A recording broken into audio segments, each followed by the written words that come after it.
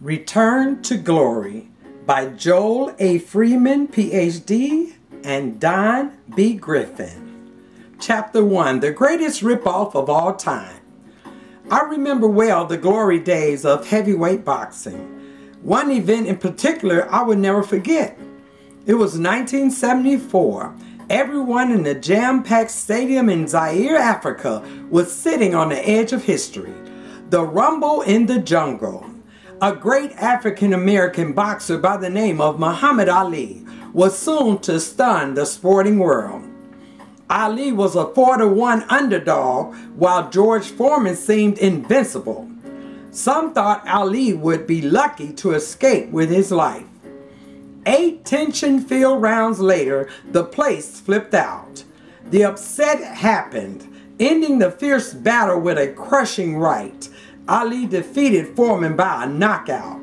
During the post-fight interview, Ali looked in the camera and proclaimed to the world, "I am the greatest of all time." He was some fighter.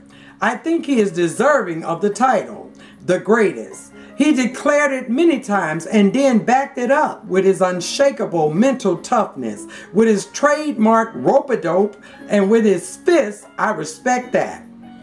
Some fight fans think Mike Tyson, Joe Louis, Joe Frazier, or others deserve the title. So as you can imagine, I have been in a couple of lively discussions over the years about who truly deserves to be called the greatest. The greatest. Let's turn a sharp corner here.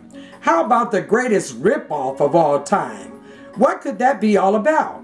The book you hold in your hands contains research exposing what Joel Freeman and I believe to be one of the greatest ripoffs of all time. Like the greatest in boxing, this is a hotly debated topic. We warn you, this is a challenging, probing book. Study it carefully. You may read something you've never heard or considered before. Sometimes the ride may get bumpy. You may be rocked by emotions that will land you on your back momentarily. You will be invited to change your way of thinking in areas you may have never explored before. One thing is for sure, you will experience a powerful stirring in your heart. Bottom line, as in most things, you will have to make up your own mind. But we make just one request. Read the entire book before you do make up your mind. About 2 years ago, I was awakened to the truth of the glorious past of my people. I discovered some things that blew my mind. In my research, I unearthed the surprising truth that the first and greatest civilizations designed by humans were the inventions of the black man. The genius and creativity of black people go back to the dawn of human history. How did people at school treat you? Did somebody say you couldn't be a scientist, engineer, or author of books? I hope not, because your ancestors were the first to invent science, engineering, and writing. But that's not all.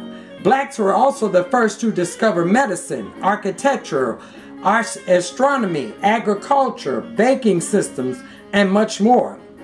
Instead of being a debtor to humanity, black people were the fountain, the very spring from which civilization as we know it has flowed. Mind-boggling, isn't it? If you are like me, the first time you hear it, it's easy to be skeptical. In fact, you may be dealing with some serious doubt right now. I simply don't believe this. This is just another form of African-American propaganda. These guys are trying to pump up the sagging self-esteem of black readers. As an African American, you may have been so brainwashed by white-controlled educational systems in this country that it is difficult for you to accept the truth.